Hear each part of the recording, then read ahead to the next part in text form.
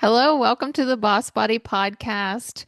I'm your host, Sarah Haas, and I am so thrilled you're here and so honored that you've taken time out of your day to be here with me. The subject today is something that I have experienced quite a bit in my life, and I know that so many of the women that I work with also are dealing with, and that is not going for what we want now. So we're waiting. It's an epidemic of waiting. So waiting to take that vacation, waiting to make that move, waiting to change that relationship, to end one or to start one, waiting to look for that job or leave that job. Whatever it is that is your dream, we are waiting to go for it. And that is one of the beautiful gifts that I received from my cancer journey. I was right at the precipice of midlife. I was 47. I'm now 53. And I realized after going through that journey, hey, girl, this is midlife. If not now, when? Right? And I talk to so many women who are waiting until they lose the weight. They're waiting to take that vacation because they don't want to be seen in pictures. They're waiting for the vacation because they're afraid they're not going to be able to walk as much as they want. They're waiting for whatever, enough money, enough time for their career to take off. And time runs out. It's a fact. We have a limited amount of time. And so I really want to encourage you today to go for it. And I'm so thrilled because I have my guest today, Suzy Rosenstein. And Suzy is a master certified life coach and midlife mentor. And she works with midlife women so that they can start living like time matters because it does. And Suzy also has two popular podcasts, both for midlife women. One is called Women in the Middle, Loving Life After 50. The other is Women in the Middle Entrepreneurs, the reality of running a business after 50. Both of those apply to me. So everything she has to say is absolutely my jam. And I know you guys are going to love it. Suzy, welcome, welcome, welcome. I am so thrilled to have you on today. Thanks so much, Sarah. I'm really pleased to be here. Yeah, so you talk a lot about this subject of time, and especially in midlife. And you, like me, are kind of saying, "Let's go for it, ladies. Let's quit waiting around." And I'm curious how you came to this point. So I shared a little bit. My cancer journey was a big catalyst to that. But how did you come about this realization and making this change in your life and then turning that into a career to help other women do the same? Well, it's kind of interesting because when I first started coaching, I didn't appreciate the impact of my why. I thought it was mostly because I got laid off from a long-term job the year I turned 50 and the year my first kid went to university. So I just was motivated by figuring out, helping people figure out what it is they wanted to do because I saw how much I struggled and how long I was stuck, which was for 5 years. Both of my parents died very young. I was 5 when my mother passed at 32, and I was 12 when my father passed at 41. And so Wow. basically, I know it's crazy. And I watched 4 grandparents grieving their adult children. What I realized was that the more and more midlife women I spoke to, the more and more negativity I heard about where they thought they were in life and what was still possible. There was an intense focus on what they couldn't do versus what they could still do. And then adding on to that is all this time sensitivity. And what I realized was that they just didn't have the appreciation that aging really is a gift. And that if you're alive and complaining about things, you have the privilege to age. And and that And the just really privilege to struck make a me. change. Yeah, exactly. That you've got choices and options, and when you're dead, you don't. And so it seems so ridiculous to like boil it down to this kind of simple language, but most of us have a Pinterest board. Aging is a gift, right? We're honoring that kind of stuff. We might have a bumper sticker, even if anybody has those decals on their car, or maybe you have a pillow. There's always these amazing positive life messages pillows in places like bookstores, right? So many of us have YOLO it. and all Right, those exactly. things. That's exactly it. So many of us have this stuff and we say this stuff, but do we really believe that aging is a gift, or do we really believe it's a downhill slide to the finish line? And so I just started to really appreciate this and seeing, wow, my parents did not have the privilege to age. And here are people that have the privilege, amazing people, amazing women with so much possibility. And they're just bummed about aging and focusing on what they look like or what they're dissatisfied with, or this wrinkle. I'm actually looking at it right now on the screen, this I don't have an 11, I have a 1. But there's just so much to complain about and to focus on, and you can really not fully appreciate your own mindset that is creating a lot of negativity for you. You just don't appreciate it because it's just so easy to just parrot positive sentiment without checking in to see if you really believe it. And if you don't believe it, it could have a negative effect on your feeling state, which leads right into, the way you behave and the way you show up.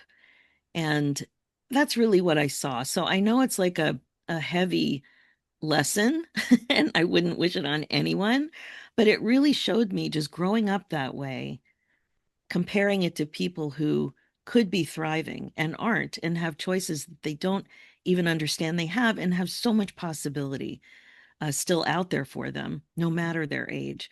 It just really struck me. So that became my why once I revealed it, because I guess it was always there. I just didn't fully appreciate it.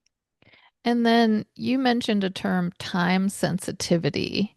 Can you expand on that? That's one I've not heard before. I, I don't I just started using it. I don't know if somebody else has researched it or whatever. But now that we're talking about it, something just popped into my head.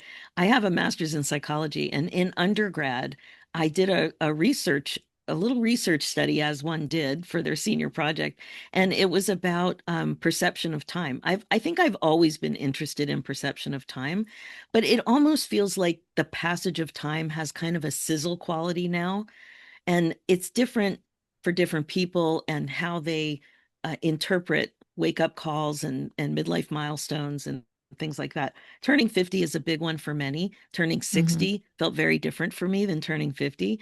And whatever it is, we just have this sense that we're running out of time.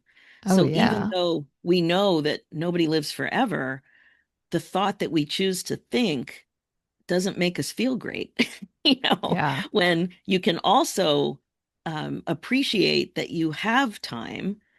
And if your priorities are clear, you can use your time wisely. But that's another little problem because so many of us don't. Yeah, I know that that is one of the things that I struggle with is always feeling like I'm running out of time, not just in life, but in short term, in daily, like I don't have enough time. I don't have enough time. I have all this stuff. I don't have enough time. And if you stay in that, before you know it, time flies by. And one of my biggest work right now and has continued, it's always a journey, right? You're always a work in progress, Totally. is to be in the present moment. And there's a lot of different ways I do that. Nature is one, just grounding and just going outside and appreciating um, any kind of mindfulness activity, meditation, yoga. And I just have to keep reminding myself, be in the moment, be in the moment, like enjoy this. Like now, any little thing I do, like when I go to bed, I notice like how comfortable my sheets are and how much I love that.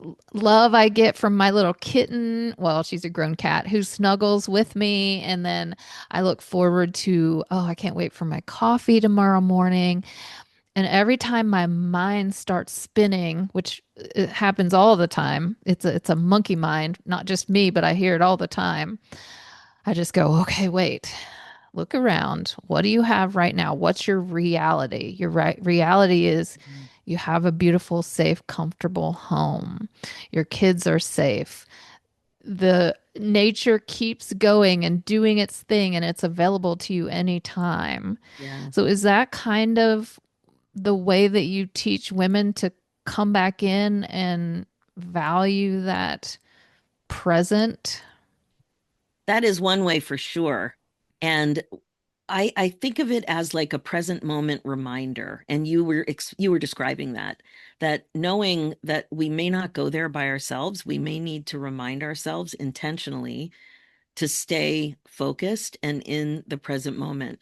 And so connecting to now and not thinking about the past or the future Hmm. really has been shown to be related to your well-being. No surprise.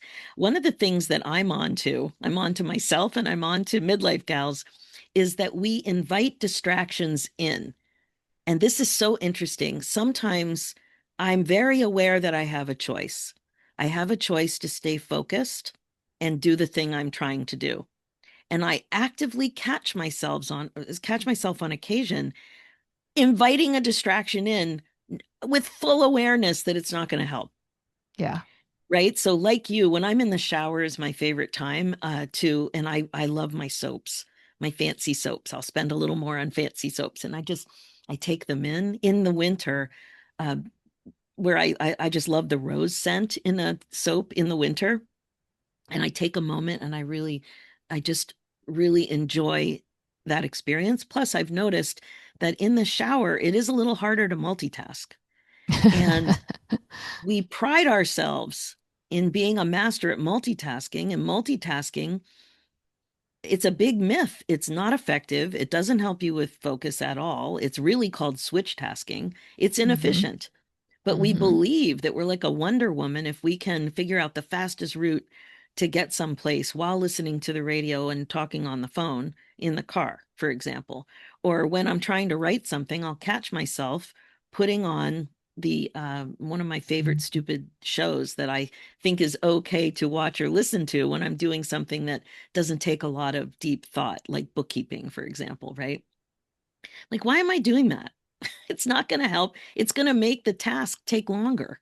Right, because you're No switching back question. and forth. You're focusing on one thing, then you're listening 100. to the other. You cannot do, your brain just can't take in both of those at the No, same time. it takes longer for sure. And I remember when I learned this, I was in a book study class with the author of the book, The Practicing Mind. His name's Tom Sterner. I love this book. And it's about present moment functioning, just what we're talking about. And we had to come up with a task that we were going to specifically work on and be very aware of our experience while we were learning the new skill, while we were practicing the new skill. So I picked doing 10 push ups a day. And I thought, That's a okay, good that's one. a I good love one, that. right? Right. It's like, okay, let's watch this and see what happens to my mind and my body as I go along and getting more masterful at that little goal and skill. And so I got to it a little faster than I thought I would. And then my self-judgment kicked in like I couldn't believe. So I was explaining this to the teacher and he started asking me questions and I was fascinated. I shared thoughts like I should be farther than I am. Yeah, This shouldn't be as easy as it is. Why did I pick a goal that was too easy? Maybe I'm embarrassed by the other people in the class and what they chose. And I was just all in this self judgment. And he taught me that self judgment means you're right out of the present moment. that's true. Right. So after I got myself dialed in again, I really slowed it down and just started to really appreciate the movement and the form of doing these 10 push-ups, all of it. And I really learned something in that one, that dwelling on the past or the future means that you're not in the present moment and you are really missing a lot by not being in the present moment. So that really blew my mind. But when you notice more that's going on now, it's easier to find more meaning, have more contentment, be aware of gratitude. It's just easier to experience life. when we're watching other people do things, we're not as annoyed by their progress and productivity. But when it's us, it's a different story. So if you're watching a flower bloom, and anybody who's watching who has a garden, like we're all about watching every single stage when the baby seeds come up, super excited. But are we saying, come on, flower, you're taking too long, just make the flower already? Like, do we discount its worthiness before it has the bloom? No. But if it's us, what's taking so long? Why am I not as productive as I could be? All the drama, all the mind chatter, and all of those questions, the way we answer those questions is the way that we're thinking. So, what kind of thoughts drive those kinds of questions? Usually things like, there's something wrong with me. I'm not as great as I thought I was, or I'm never going to be able to do this properly, or I'm wasting time. I'm not as productive as I could be or should be. Anyway, yes, present moment functioning is really important. And it's okay to remind yourself that you want to be in the present moment and to catch when you're not. And specifically to look for ways you invite distraction. And it's kind of humorous to catch yourself doing that because it's driven by this idea that doing more at the same time, multitasking is more productive, which isn't true at all. Yeah, and I think if you're a mom, you didn't have a choice for a while to multitask because you are juggling 10 things at once and you sort of get in that habit and it carries through. And like you said, that's not serving you. It's not, but society reinforces that. The It whole can. super mom, superwoman, career Yeah. woman, it reinforces like be busy, achieve, accomplish, and then we're pushing because we think, like you said, oh my gosh, I should be further along. I should, when I look at my to-do list, I notice everything I didn't do, not all the things that I did do. And we sort of have that wrong impression that if we do two things at once, we can get both of them done in half the time.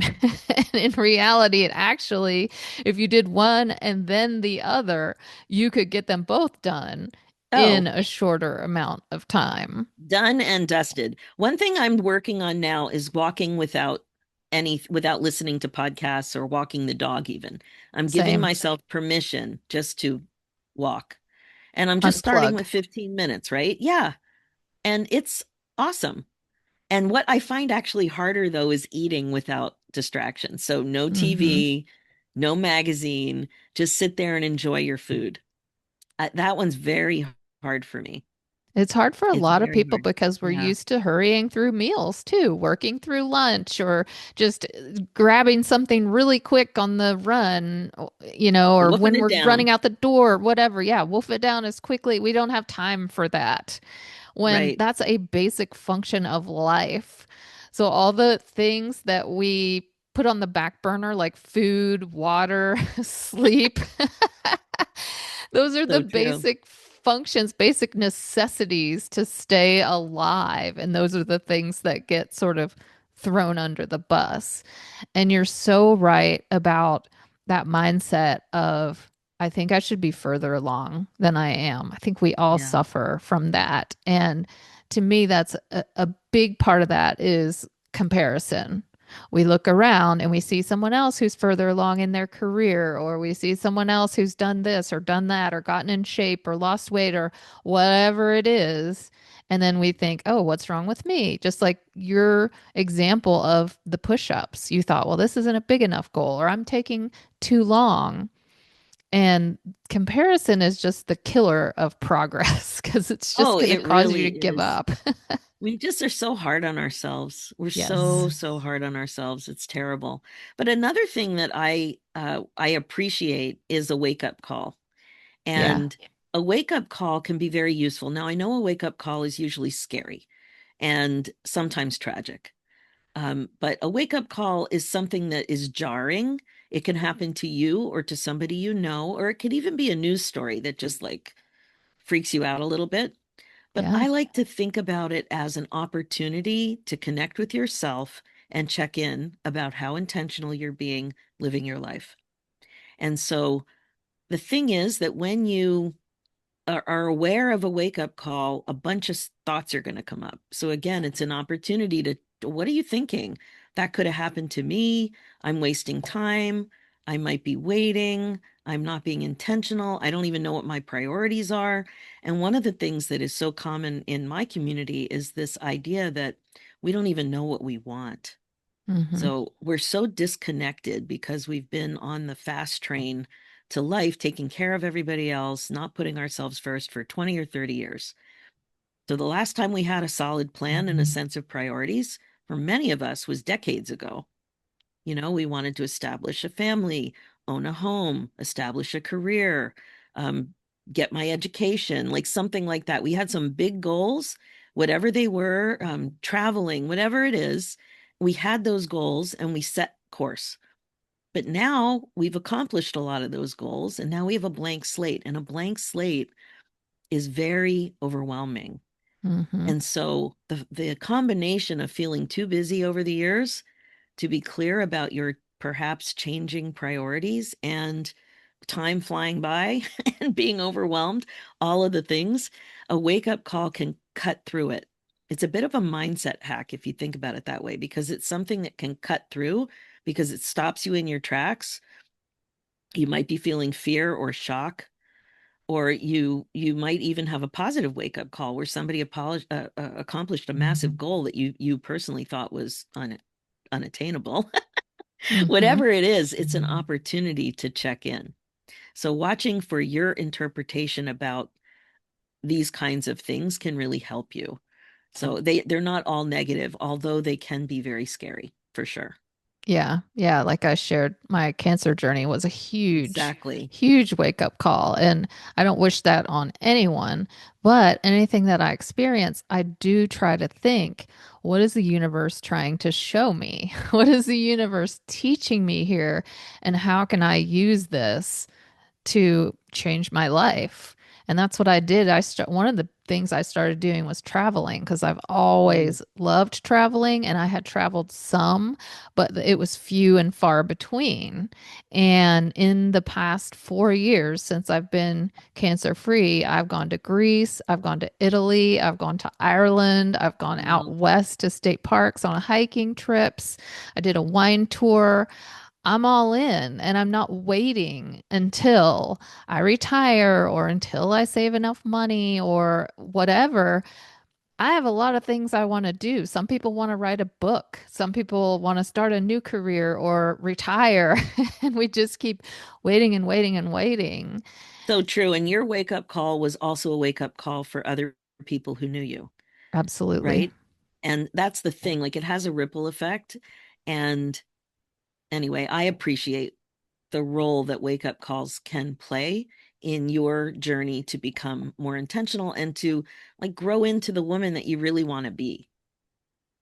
Yeah. And I notice a lot of people, especially with their health, because I'm a health coach, see their parents aging and declining or see other loved ones or family members who didn't take care of their health and their body. And that's a huge wake up call that, all right, I'm in midlife. This is when these things are going to start happening. And if I don't stop staying busy doing everything for everyone else, I am not going to be able to focus on me. And a lot of women wait until retirement. They just think, Yeah. okay, I'm going to work, I'm going to work, work, work, work, work. When I retire, I'll stop and focus on my health. But the sooner the better, right? Yeah. And the other thing that happens is we're kind of surprised at how old we are. It's part of the time flying by thing. But Yeah. in our mind, somewhere along the line, some of us had ideas of when we would do certain things. Like you were just Hmm. saying, that's something I'll do in retirement. I'll wait until retirement.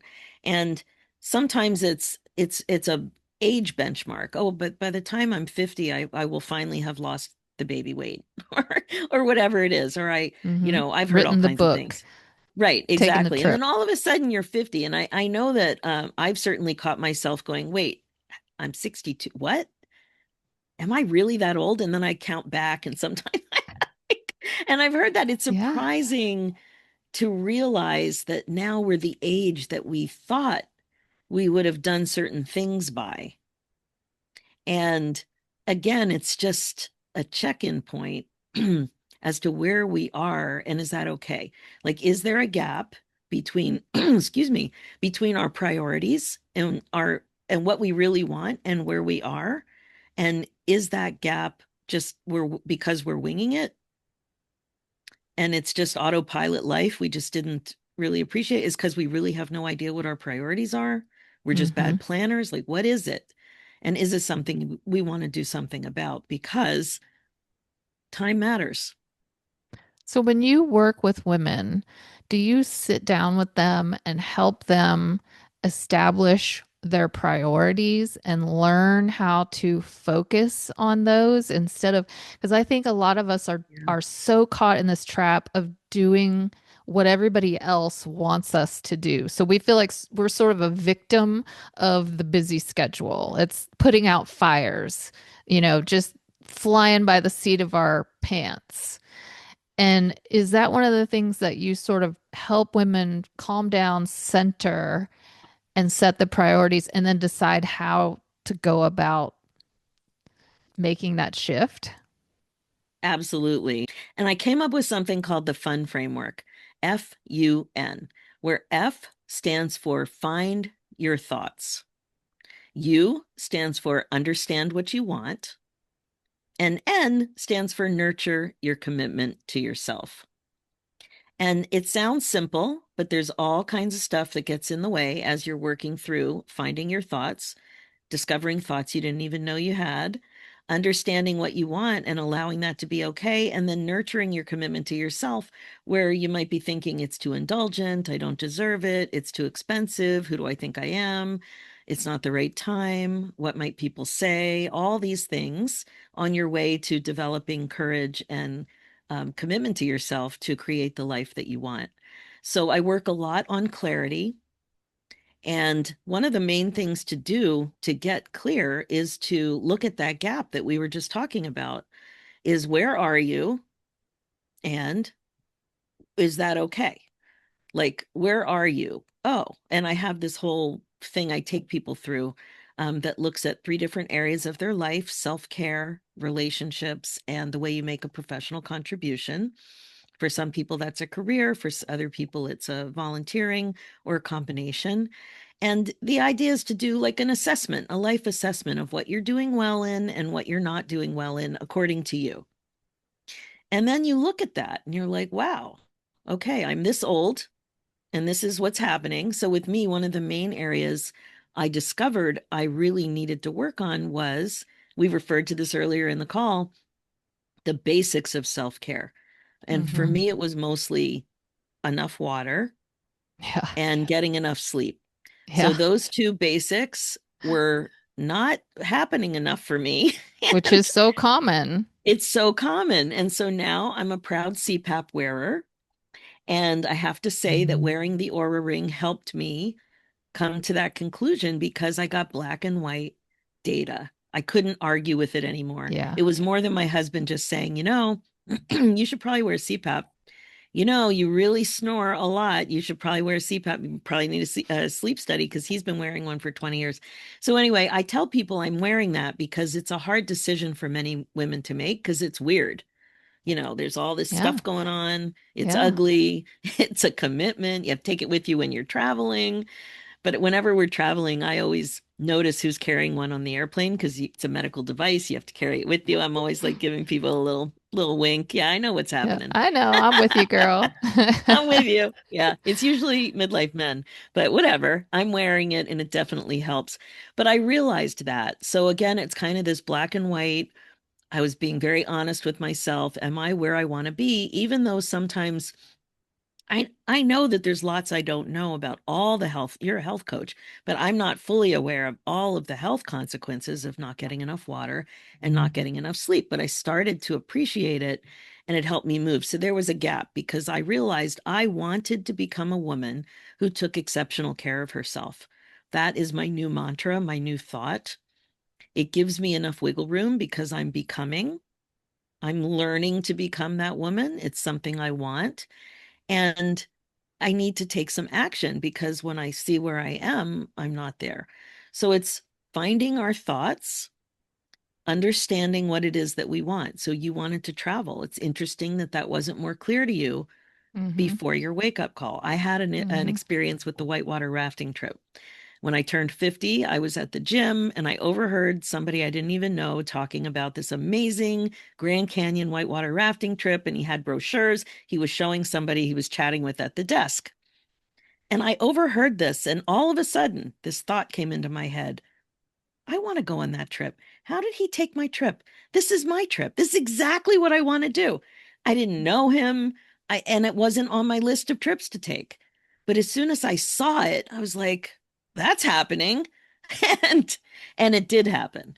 After that, I'm like, wow, what else am I not appreciating that I really want? And why don't I know what I want?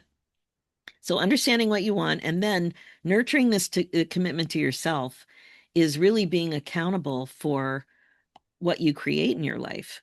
And if you're blocking yourself, if you're noticing resistance, you need to ask yourself why. So one of these with sleep that I noticed was ignoring when I start to recognize that I'm actually tired, physical tiredness, and I notice myself resisting it, Mm-hmm. resisting the message to just go to bed. Yep. And I've been working on this for years now, but now when I feel it, I'm like, oh, look at me resisting. Too bad. I'm out of here. So it's Right. just so interesting. Like I have a goal to sleep more, yet I'm resisting something that it is that I want to do when in my effort to close the gap and become the woman who takes exceptional care of herself. So those three things, find your thoughts, understand what you want, nurture your commitment to yourself. That is the process that I work with. It's very mindfulness based and trying to be more compassionate with your own shenanigans Yeah. and noticing when you're being ridiculously hard on yourself Mm-hmm. and just being very curious about the gap. If there's something you want and you don't have it in your life, there's a reason why, and it has to do with what you're thinking and how it's making you feel. Because if you're not showing up and doing things that you want to do, it's because of the way you feel. And owning that is life changing. I love that. I love that. F.U.N. And especially because you're getting back in touch with yourself.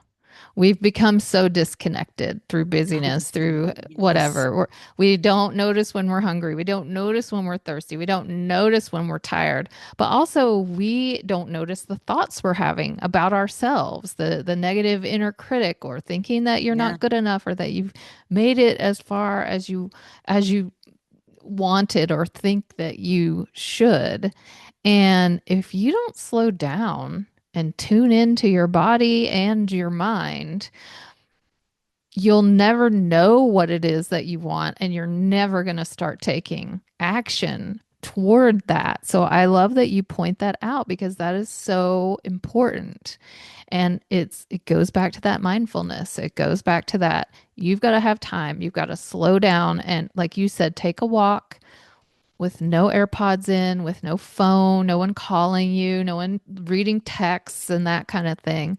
Because then in those quiet moments, which we don't like, those can be uncomfortable, those can be scary. Yeah. That's when you start to tune in and start to listen. And the universe keeps sending you messages through other people, through body signals, through thoughts and desires that you have. But if you're tuned out and if you never slow down, you're not going to hear those messages and it's going to sabotage. And we got to do it now. Now is the time. Well, because So, there really is a cost to staying out of yes. touch with yourself. There's a cost. And you have to appreciate that. With the waiting, the longer you wait, the longer you're not doing what it is you really want to do, Yeah. right? Is that what you want? Do you want to spend less time in your life doing the thing that you really want to do? Like it doesn't make sense. Yeah. Um, and you're not in a space of trusting yourself to figure things out either. So getting into the space where you can just know that you have your own back and that you're going to proceed in a way that makes sense for you, that's amazing. But Hmm. making decisions about what you don't want means that you're not doing what you want. And I think it's so important to just own that. One more Definitely. thing I want to ask you about before we wrap up is one of the things, the resistance that I know I feel and that so many women that I work with feel come up when you start talking about your own desires, when you start talking about making time for yourself, is this idea of worthiness and giving yourself permission that, yes, it's okay to focus on you because we're so used to and we have been raised and trained to take care of everyone else. And that when we focus on our own self care, we're taking away and it's selfish. How do you help women overcome that obstacle? Well, this whole issue of being in midlife and giving yourself permission to put yourself first really can be a big deal for so many of us. And the biggest piece of advice I have when you notice that you're very uncomfortable taking those steps, which might start out with a bit of managing some people pleasing, saying no, perhaps owning your dreams and moving them forward. The idea of questioning and being curious about what you're thinking and asking yourself why. So if you notice that you're thinking, oh, I just can't do that, ask yourself why. Or you might be thinking, well, this is too expensive. I could never put myself first, or I could never go on that weekend, though, or I could never go on that weekend retreat, or I could never spend enough money going to visit my friend, or I could never suggest this trip, whatever it is. Ask yourself why. Why can't you do that? What are you making that mean? And then when you look at the answers you give yourself, notice, are you okay with those reasons? Are you okay with that? And then once you clear it up and entertain the idea that you could give yourself permission, then what? What does it mean to do that? And take a baby step. And the way to take a baby step is to give yourself a way to think that just inches you forward just a little bit. Like, I'm open to the idea that I really could go away for a weekend. Or I'm learning that putting myself first isn't as uncomfortable as I first thought it was. So giving yourself what we like to call a bridge thought rather than, no, I'm a Hmm. rock star. I can go away for 2 weeks. You don't need to start there. You can go there eventually, but you might just want, I'm learning or I'm open to the Hmm. idea that something like that will just get you going. Because if you can lean in just a smidge, that will help you move it forward versus if you're full of resistance and you just back out because you're thinking something that pulls you away, that will just stop it right in its tracks. So be aware of the resistance and be curious about it. I love that. And that's all about tuning into your thoughts and what's going to work for you and what's not. And I always teach small steps, baby steps, They're the maybe a best. tiny bit outside your comfort zone, but not going from 0 to 100 in one giant Exactly. step because that's too hard. It's too Too much. uncomfortable. Too much. Yes. Susie, thank you. Thank you so much. This has been so amazing. I want to It's been fun. mention that Susie has a free gift for us. It's called Get Unstuck in Midlife Quiz. And this quiz will help you find out what's keeping you stuck and then how to move forward toward the life that you've been putting off and discovering what your future self is craving. I love that craving. That's right.